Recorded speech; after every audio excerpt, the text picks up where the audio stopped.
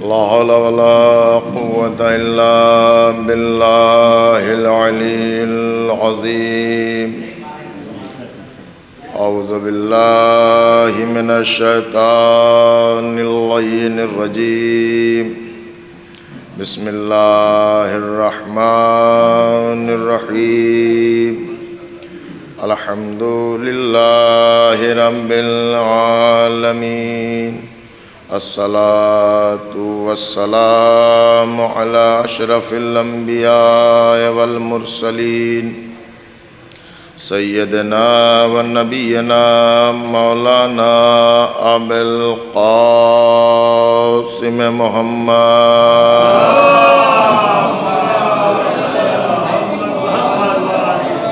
الصلاة والسلام على أهل بيته الطيبين الطاهرين المعصومين المظلومين المنتخبين المنتجبين.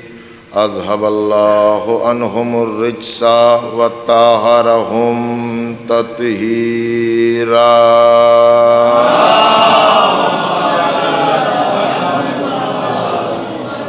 ولعنة الله على أعدائهم أجمعين من الآن إلى قيام يوم الدين. أما بعد فقد قال الله تبارك سبحانه وتعالى في كتابه المجيد وفرقانه الحميد وقوله الحق.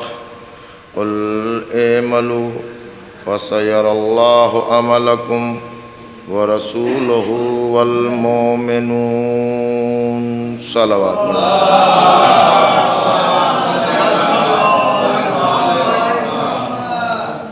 آپ حضرات سے گزارش ہے کہ ایک بار سورہ الحمد اور 3 مرتبہ سورہ توحید کی تلاوت فرما کر مرحومہ مغفورہ سکینہ بانو بنت جناب محمد محسن صاحب مرحوم کے لیے سال فرما دیں. بسم اللہ الرحمن الرحیم.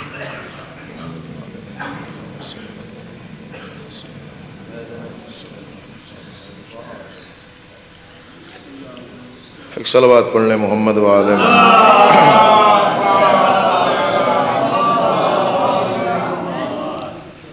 بارہ دیگر صلوات پڑھ لیں محمد وآل محمد.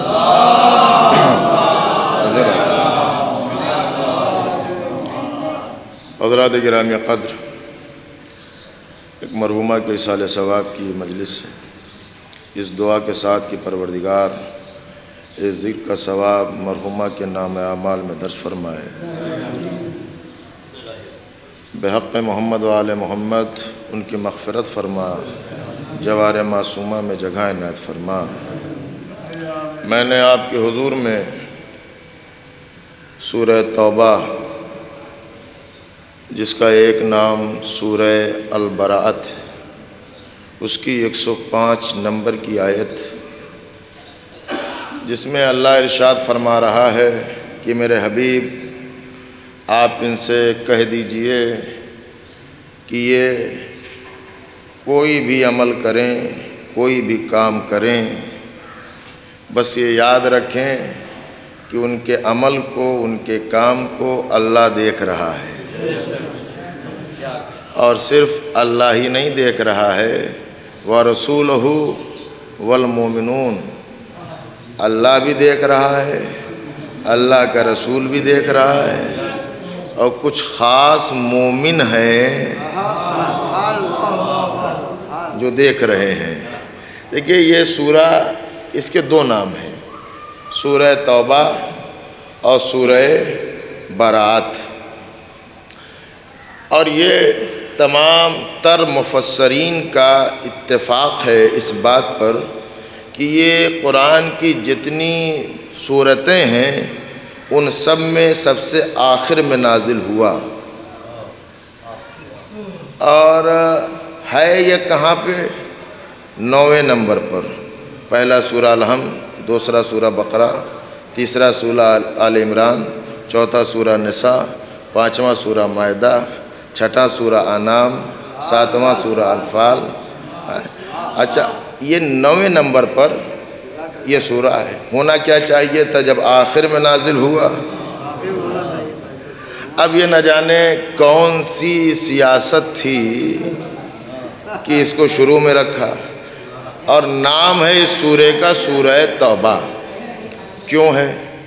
ہوا یہ کہ جب کچھ مسلمانوں کو یہ خبر ملی کہ جب تک تمہاری توبہ اللہ قبول نہیں کرے گا، جو گنہگار تھے جب ان کو یہ پتہ چلا کہ جب تک تمہاری توبہ اللہ قبول نہیں کرے گا تمہاری بخشش ہونے والی نہیں ہے، تو جب ان کو اس بات کی خبر ملی تو انہوں نے اپنے آپ کو مسجد کی ستون سے اپنے آپ کو باندھ لیا، کسی بھی چیز سے ستون سے باندھ لیا، اور کہا کہ جب تک اللہ ہماری توبہ کو قبول نہیں کرے گا اس وقت تک ہم اپنے آپ کو کھولیں گے نہیں۔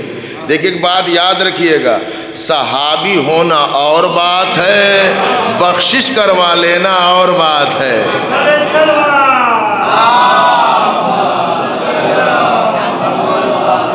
تو مسجد کے پلر سے، مسجد کے ستون سے انہوں نے اپنے آپ کو باندھ لیا اور کہا یہ کہ جب تک ہماری توبہ قبول نہ ہوگی اس وقت تک ہم ایسے ہی بندھے رہیں گے۔ کچھ محسوس کر رہے ہیں آپ؟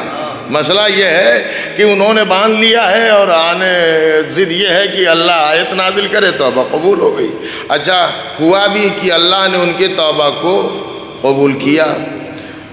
کچھ صحابہ کرام آئے اور آنے کے بعد ان بندھے ہوئے سے کہا کہ خوشخبری یہ ہے کہ اللہ نے توبہ کو قبول کر لیا ہے، لاؤ اب یہاں سے اپنے آپ کو جدا کر لو۔ کہا کہ تمہارے کہنے سے نہیں، تم کہہ رہے ہو کہ اللہ نے توبہ کو قبول کر لیا ہے، جب تک وہ نہ کہے جس کے صدقے میں توبہ قبول ہوئی ہے۔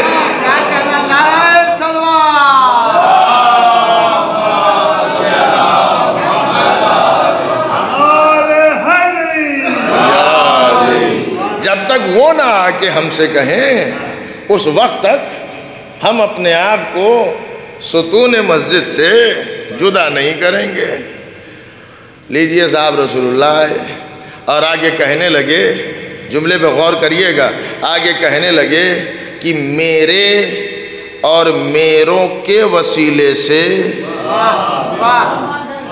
میرے اور میروں کے وسیلے سے اللہ نے تمہاری توبہ کو قبول کر لیا ہے، اللہ نے تمہاری توبہ کو قبول کر لیا ہے۔ تو رسول تو سمجھ میں آ گئے، لیکن رسول نے کہا میروں کے وسیلے سے۔ یہ میرے رسول کے میرے ہیں کون؟ کہ رسول کے میرے وہ ہیں جو منیت کے مصداق ہیں، رسول کے میرے وہ ہیں جو منیت کے مصداق ہیں۔ اب وہ کون ہیں؟ تو رسول نے فرمایا علی منی، علی مجھ سے ہے، فاطمہ تو بزت منی، فاطمہ مجھ سے ہے، الحسن والحسین منی وانا منہما، حسن اور حسین مجھ سے ہیں اور میں ان دونوں سے ہوں۔ الگ الگ بھی کہا، لیکن جب سب چادر کے سامنے آئے تو رسول نے کہا اللہم ہاؤلائے اہل بیتی، پروردگار یہی میرے اہل بیت ہیں۔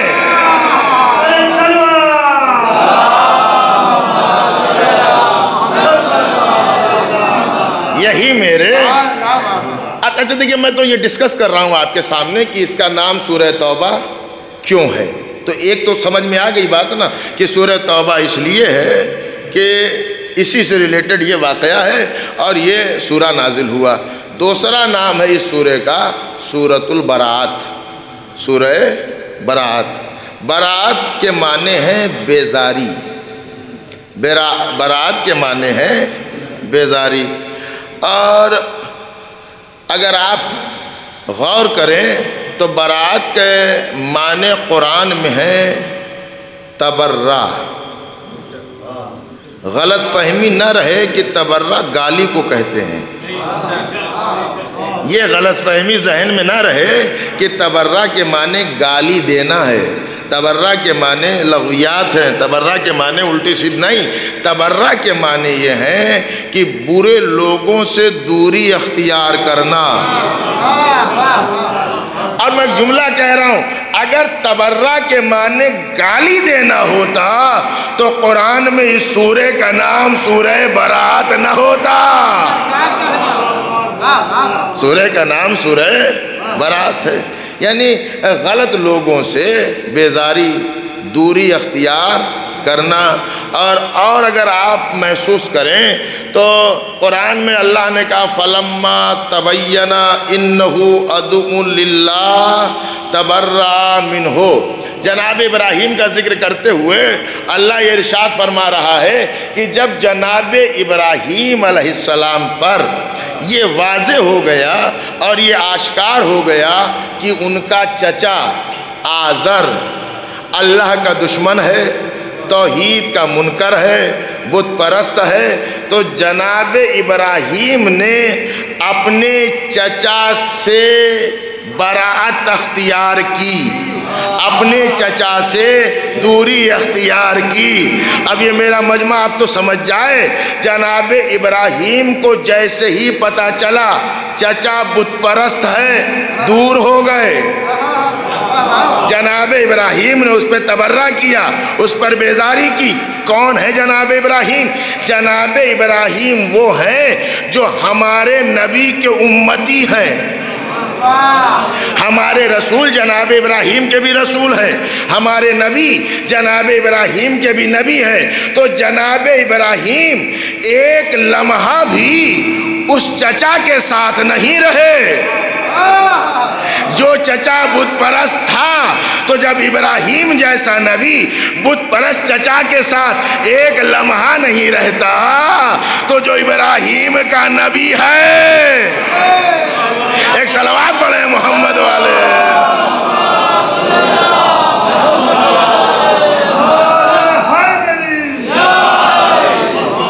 آپ ذرا سا غور کریے گا، دیکھیے ذرا سا اب منزل دھیرے دھیرے آگے آ رہی، اس لیے مجلس پہ دھیان کم ہے، گھڑی پہ دھیان آج ہمارا زیادہ ہے۔ صلوات پڑھیے مولا جی، آگے آئیے دشان۔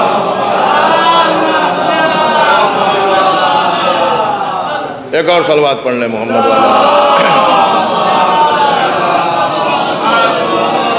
تو اب ذرا متوجہ رہیے گا، بس منٹوں کی گفتگو ہے۔ سورہ کا کیا نام ہے؟ 9ویں سورہ کا سورہ توبہ، ٹھیک؟ کیوں ہے وہ واقعہ میں نے آپ کو سنا دیا۔ برات، بیزاری، دوری اختیار کرنا، اس لیے سورہ کا نام سورہ برات ہے۔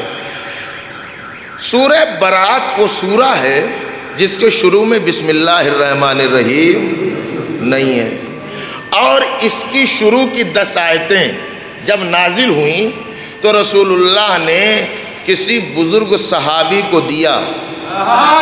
اللہ اکبر، دیکھیے یہ میرے بزرگ تشریف فرمائے، آپ اسے محسوس کریے گا۔ یہ بات جو میں پڑھ رہا ہوں یہ شیعہ سنی دونوں تفسیروں میں ملے گی۔ اب میں نام نہیں لے رہا ہوں، یہ اپنی کچھ مصلحت ہے، سمجھنا آپ کا کام ہے۔ کسی بزرگ صحابی کو شروع کی 10 آیتیں دیں اور کہا کہ یہ 10 آیتیں لے کر جاؤ، مکے میں جاؤ اور خانہ کعبہ میں ان 10 آیتوں کی تبلیغ کرو۔ اچھا، رسول نے دیا، انہوں نے لیا اور جانے لگے، چلے گئے۔ ادھر رسول نے علی کو بلایا، یا علی تم جاؤ، جہاں ملیں وہ آیتیں تم لے لو اور جا کے تبلیغ تم کرنا۔ مولا گئے، ان سے لیا، مولا تو چلے گئے، یہ واپس آ گئے۔ نہیں، غور کریے گا، یہ واپس آئے، تاریخ کہتی ہے کہ یہ اپنے گھر نہیں گئے، یہ رسول کے گھر آئے اور آگے کہنے لگے یا رسول اللہ، پہلے تو آپ نے مجھے تبلیغ کے لیے بھیجا اور اس کے بعد آپ نے مجھے واپس بلا لیا۔ اب ایک جملہ عرض کر رہا ہوں آپ کی خدمت میں، یہ عمل رسول کا بتا رہا ہے ہر ایک کو تبلیغ کرنے کا حق نہیں ہے۔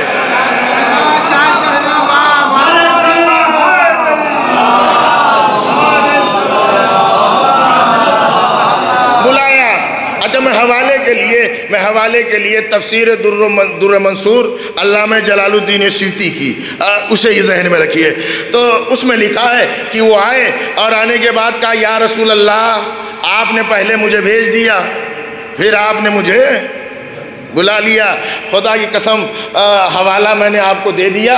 اب رسول نے ان سے کہنے لگے کہ میں نے اپنی مرضی سے علی کو نہیں بھیجا، میں نے اپنی مرضی سے علی کو نہیں بھیجا، اللہ نے جبریل کے ذریعے یہ مجھے پیغام دیا، اے میرے حبیب ان آیتوں کی تبلیغ یا آپ کریں یا آپ جیسا کریں، ان آیتوں کی تبلیغ یا آپ کریں یا آپ جیسا کریں۔ بس اشارے میں ایک جملہ کہہ رہا ہوں، اور وہ جملہ یہ ہے کہ جو رسول کی زندگی میں، جو رسول کی حیات طیبہ میں چند آیات کی تبلیغ کا اہل نہیں ہے، اگلا جملہ کاش کی پہنچ جائے، جو رسول کی حیات میں چند آیات کی تبلیغ کا اہل نہیں ہے، وہ بعد رسول وارث رسول کیسے ہو جائے گا؟ مستحق ہی نہیں ہے۔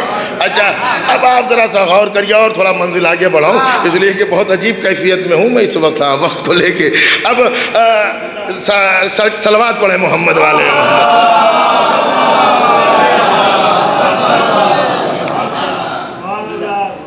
اے میرے حبیب، یا آپ جائیے یا آپ جیسا، وہ رجل جائے، وہ مرد جائے جو آپ میں سے ہو، ہر ایک کو اہل ہر ایک نہیں ہے کہ جو جائے، اس لیے کہ یہ ہے براءت کی آیتیں، اور براءت کی آیتیں جا کے سنائے گا ان میں جو کافر و مشرک ہیں، تو کوئی کافر و مشرک کہہ دے گا آج بہت بول رہے ہو، کل تک تو یہی کر رہے تھے، لہذا نہیں ایسے کو نہیں بھیجنا ہے۔ مولا تشریف لے کے گئے۔ اچھا اب ذرا سا اور ایک منزل آگے بڑھیے، کون مولا؟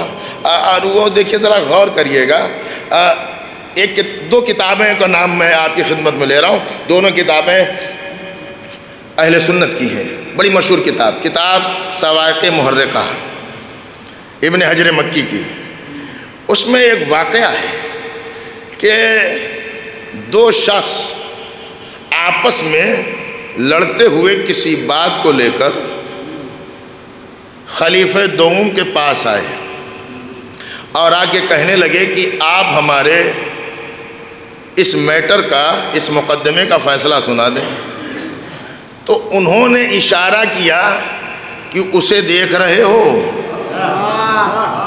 اسے دیکھ رہے ہو۔ اچھا ہونا کیا چاہیے تھا بھائی، میٹر آپ کے پاس آیا آپ سنا دیں، تو کہا اسے دیکھ رہے ہو؟ انہوں نے کہا دیکھ تو رہے، کوئی شخص ہے جو زمین پر بیٹھ کر قرآن پڑھ رہا ہے، جو زمین پر بیٹھا ہوا ہے قرآن پڑھ رہا ہے۔ میں نے کہا وہ کوئی شخص نہیں ہے، وہ ابو تراب ہے جو تراب پر بیٹھا ہے۔ تو خلیفہ دوم نے، دیکھیے دو کتابوں کا میں نے نام لیا، ریاض النظرہ اور صواعق محرقہ، اس میں یہ واقعہ لکھا ہوا، کتاب ہے اہل سنت کی، شیعہ کی کتاب نہیں ہے۔ تو انہوں نے کہا کہ جاؤ اور وہ جو بیٹھا ہے قرآن پڑھ رہا ہے، جا کے اس سے اپنا فیصلہ کرا لو۔ وہ دونوں آئے اور آنے کے بعد انہوں نے مولا کے حضور میں اپنا مقدمہ رکھا، مولا نے فیصلہ سنا دیا۔ کیا خیال ہے آپ کو؟ بھائی سنانے میں دیر لگی ہوگی، بھائی سنانے میں کیا دیر لگی ہوگی؟ جس کی ذوالفقار طے کرنے میں دیر نہ لگائے، تو اس کا فیصلہ سنانے میں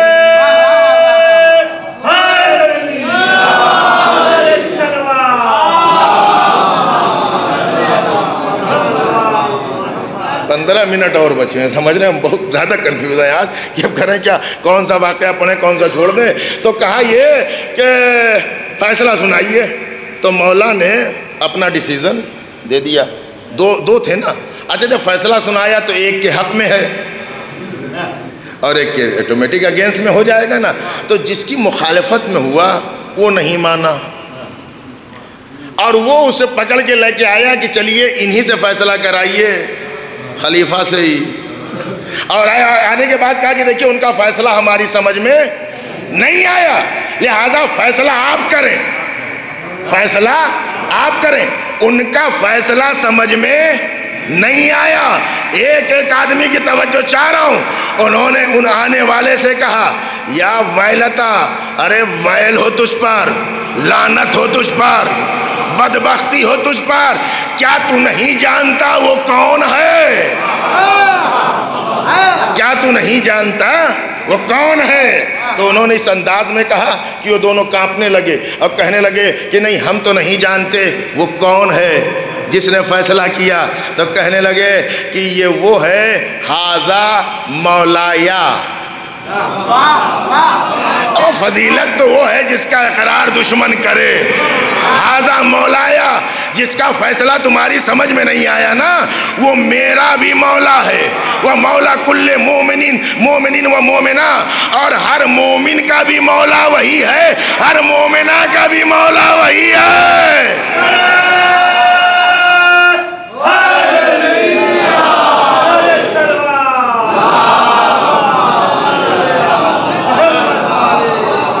مومن کا بھی مولا وہی ہے اور ہر مومنہ کا بھی مولا وہی ہے۔ اگلا جملہ سنیے گا خلیفہ دوم کا، اور بہت حساس جملہ کہا۔ انہوں نے کہا من لم یکن مولا ہو ولیس بمومنین۔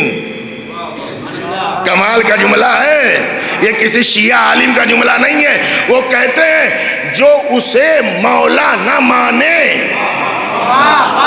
جو اسے مولا نہ مانے چاہے جتنا عمل کر لے مومن نہیں ہو سکتا۔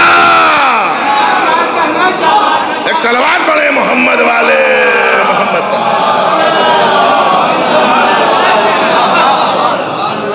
ایک صلوات دل لگا کے پڑھ لیں محمد والے پر۔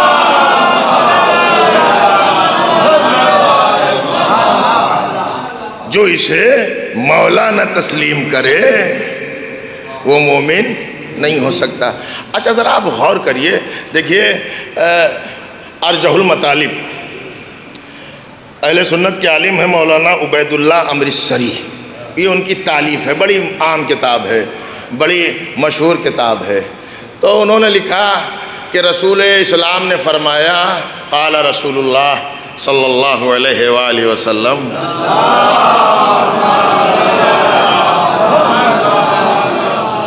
لو علم الناس متى سمع علی امیر المومنین۔ رسول فرماتے ہیں اگر لوگوں کو اس بات کا علم ہو جائے کہ علی کب سے امیر المومنین ہے، اگر لوگوں کو، رسول فرماتے ہیں اگر لوگوں کو اس بات کا علم ہو جائے کہ علی کب سے امیر المومنین ہے تو دنیا علی کے فضائل کا انکار نہ کرتی۔ کب سے امیر المومنین ہے؟ وہ لکھتے ہیں کہ ابھی آدم کے جسد میں روح بھی داخل نہ ہوئی تھی، علی امیر المومنین تھے۔ آپ ذرا غور کریے گا یہ کب سے ہیں؟ کب تو تھا ہی نہیں، یہ جب سے ہیں۔ اور شان کیا ہے ان کی؟ شان ان کی یہ ہے کہ اللہ بھی دیکھ رہا ہے، رسول بھی دیکھ رہا ہے، اور کوئی خاص مومن ہے وہ بھی دیکھ رہا ہے۔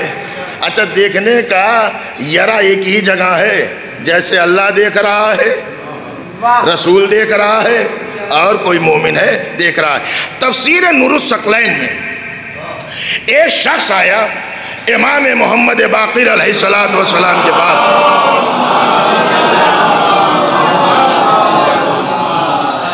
پانچویں امام کے پاس آیا اور آگے کہنے لگا مولا اللہ دیکھتا ہے، سمجھ میں آتا ہے، رسول دیکھ رہے ہیں، سمجھ میں آتا ہے، یہ مومنون میں وہ کون سے لوگ ہیں؟ تفسیر یہ شیعہ تفسیر ہے، تفسیر نور الثقلین ہے نا۔ امام نے فرمایا قسم خدا کی وہ جو مومن ہے جو اللہ اور رسول کی طرح عمل کو دیکھ رہا ہے وہ ہمارے دادا علی ابن ابی طالب ہیں۔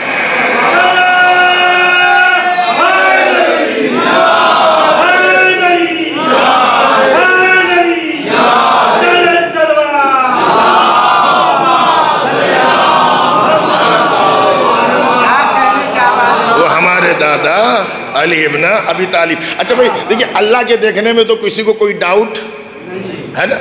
اب یہ اور بات ہے کہ عقیدہ مضبوط ہو یا نہ ہو، کہتا تو ہے اللہ دیکھ رہا ہے نا، اللہ دیکھ رہا ہے نا۔ اچھا جہاں تین بیٹھ کے غیبت کر رہے ہو، چوتھا اللہ ہے کہ نہیں ہے؟ بولیے میرے بھائی، ہے کہ نہیں ہے؟ اچھا جہاں چار بیٹھ کر کوئی منصوبہ بنا رہے ہو کسی کے خلاف، تو چار ہو کہ کوئی پانچواں بھی ہے؟ نہیں بولیں گے نہیں، اس پہ تو نہیں بولیں گے نا، لیکن ہے نا، جہاں چار ہو تو پانچواں ہے، پانچ ہو تو چھٹا ہے، اور اللہ بھی ہے، رسول بھی ہے، اور وہ مومن بھی ہے جو دیکھ رہا ہے۔ میری سمجھ میں نہیں آیا، جو مومن ہوگا وہ مومن کی غیبت کیسے کرے گا؟ بھئی مومن ہے تو مومن کی غیبت کیسے کرے گا، جبکہ عقیدہ یہ ہو کہ امیر المومنین دیکھ رہے ہیں۔ اچھا ذرا غور کریے گا، ایک جملہ سنیے، نہج البلاغہ حکم 45 نمبر کا، جو نہج البلاغہ پڑھتے ہیں وہ میرا ساتھ دیں گے۔ مولا کو بڑا ناز ہے مومن پر، مولا کو بڑا فخر ہے اپنے چاہنے والے مومن پر۔ کہتے ہیں یہ 45 نمبر حکم لاسٹ میں، بالکل کلمات قصار میں، آخر میں مولا فرماتے ہیں، اگر میں مومن کی ناک پر تلوار رکھ دوں اور کہوں مجھ سے بغض رکھ، بغض نہیں رکھے گا، اور اگر منافق کے سامنے ساری کائنات رکھ دوں اور کہوں مجھ سے محبت کر، تو مجھ سے محبت نہیں رکھے گا۔ پھر مولا فرماتے ہیں اسی میں آخر میں، اس لیے کہ رسول کی زبان سے یہ فیصلہ ہو چکا ہے، یا علی تجھ سے محبت وہی رکھے گا جو مومن ہو، بغض وہی رکھے گا جو منافق ہو۔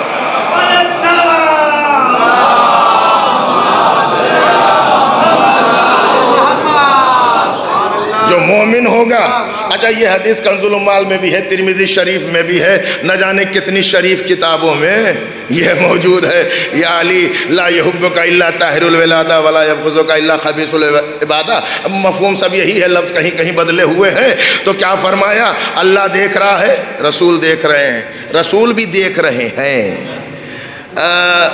جنگ بدر کا موقع ہے، رمضان کا مہینہ ہے، کچھ رسول کے صحابی آئے اور آگے کہنے لگے، یا رسول اللہ ہم کم ہیں، دشمن زیادہ ہیں، گھبراہٹ ہے اور پریشان ہو رہے ہیں، ہماری تعداد کم ہے اور دشمن زیادہ ہے۔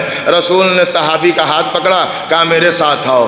میدان میں آئے اور آنے کے بعد کہنے لگے زمین کو دیکھ کر، یہ جگہ ہے جہاں فلاں کافر مرے گا۔ نہیں آپ بیدار نہیں ہے، اور آگے بڑھے، کہا یہاں فلاں ابن فلاں جو کافر ہے وہ تڑپے گا، یہاں فلاں کافر مرے گا۔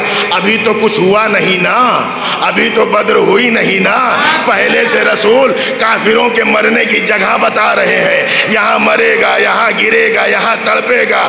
اس کے بعد صحابہ کہتے ہیں جب جنگ ختم ہو گئی تو بعد میں ہم گئے یہ دیکھنے کے لیے کہ ہمارا رسول سچا کتنا ہے، ہمارا رسول صادق کتنا ہے۔ کہا جا کے جو دیکھا تو ذرہ برابر بھی فرق نہیں تھا، ذرہ برابر بھی فرق نہیں تھا۔ میرے عزیزو بس اب اس سے زیادہ دامن وقت میں گنجائش نہیں ہے، سمجھ رہے؟ مولانا برادر بزرگ تشریف فرما سامنے بیٹھے ہوئے ہیں، لہذا بس مصائب کے چند جملے، اس لیے کہ ظاہر یہ ہے کہ پھر کبھی یہ بیان آگے ہوگا، اور اللہ دیکھ رہا ہے اور رسول دیکھ رہا ہے، اور وہ مومن ہے جو دیکھ رہا ہے۔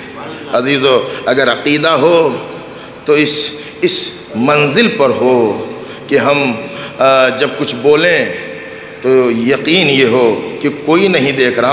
ہم کرتے کیا ہیں، راز کی بات کرنی ہے تو ہاتھ پکڑتے ہیں، کنارے جاتے ہیں، کان میں کہتے ہیں، اسی سے نا کہ کوئی تیسرا نہ سنے۔ لیکن ایک حدیث، ایک بات میں بتا دوں، راز وہی ہے جب تک آپ کے دل میں ہے۔ جب آپ نے کسی سے بتایا تو راز کہاں رہا؟ اور آپ یہ سوچتے ہیں کہ یہ کوئی نہیں، بس ہم جانتے ہیں، یہ جانتا ہے۔ نہیں، اللہ بھی جانتا ہے، رسول بھی جانتے ہیں، اور مومن بھی جانتا ہے۔ میرے عزیزو یہ وہ مومن ہے کہ جو اعمال کو دیکھ رہے ہیں، اعمال کو دیکھ رہے ہیں۔ مرحلہ ہے، ایک شخص نے چوتھے امام سے پوچھا، مولا آپ کے بابا کربلا کے میدان میں جب تلوار چلا رہے تھے، چوتھے امام سے پوچھ رہا ہے امام حسین کے متعلق کہ مولا جب آپ کے بابا جنگ کر رہے تھے تو مولا ہم نے یہ دیکھا کہ جو قریب دشمن ہے اسے چھوڑ دے رہے ہیں اور جو دور دشمن ہے اس کو قتل کر دے رہے ہیں۔ تو معصوم امام نے فرمایا میرا بابا وہی ہے جو میرے دادا کا معیار تھا، جو میرے جد کا معیار ہے۔ یہ سامنے والے کو اس لیے چھوڑ دیتے تھے کہ اگر اس کی نسل میں کوئی مومن آنے والا ہے، دیکھ رہے ہیں آپ، اس کا مطلب یہ ہے کہ دیکھ رہے ہیں کون آئے گا تبھی تو چھوڑ رہے ہیں، اور دیکھ رہے ہیں کہ کوئی مومن نہیں آنے والا ہے۔ میرے عزیزو، کون ہے حسین؟ جو رسول کا فرزند ہے، رسول کا بیٹا۔ عزیزو، میرے مولا کو بیٹیاں بہت پسند تھیں، بیٹیاں بہت پسند تھیں، اتنی پسند جو کائنات کو سکون ہو اسے حسین کہتے ہیں، جو حسین کا سکون بن جائے اسے سکینہ کہتے ہیں۔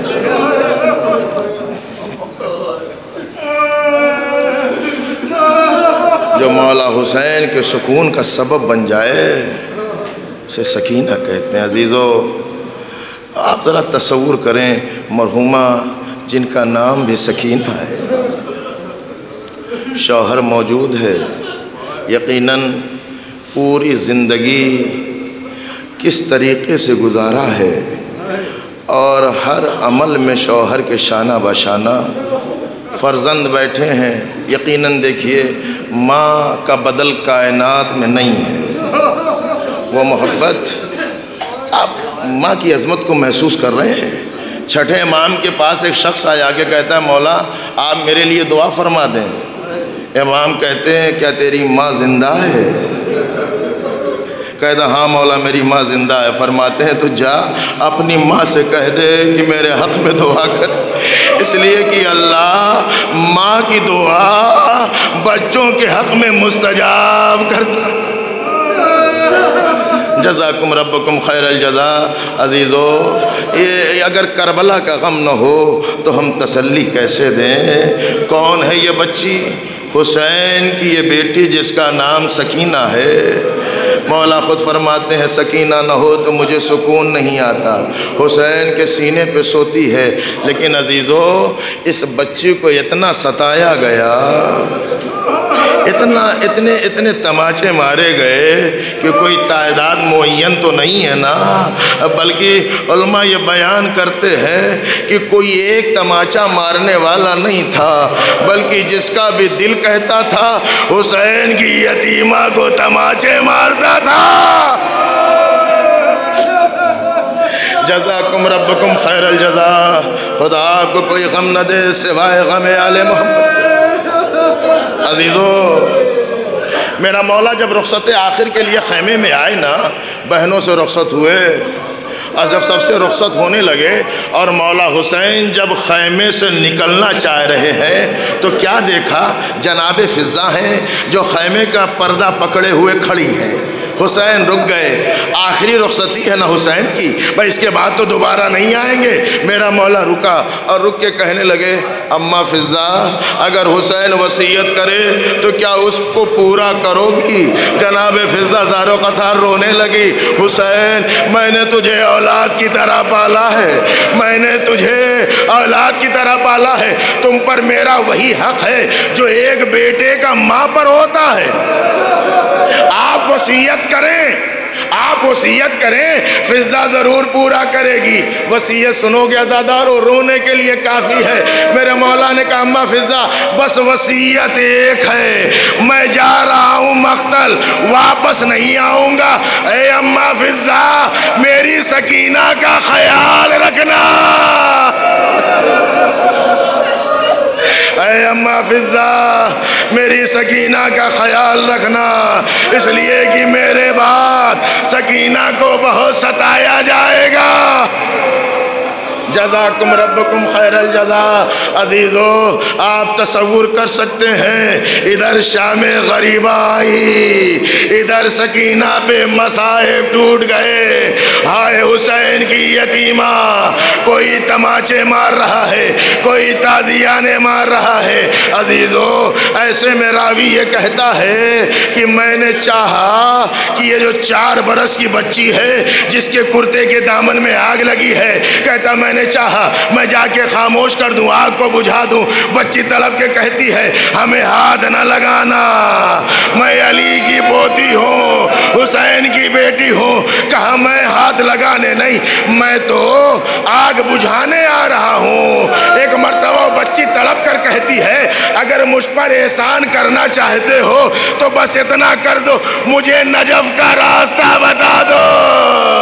وہ کہتا ہے بی بی نجف اتنے قریب نہیں ہے، بہت دور ہے، نجف جا کے کیا کرو گی؟ کہا نجف میں میرا دادا ہے، اپنے دادا سے جا کے کہوں گی اے دادا زمانے کے یتیموں کا بڑا خیال، اے دادا میں تو آپ کی یتیمہ ہوں، مجھے تماچے مارے جا رہے۔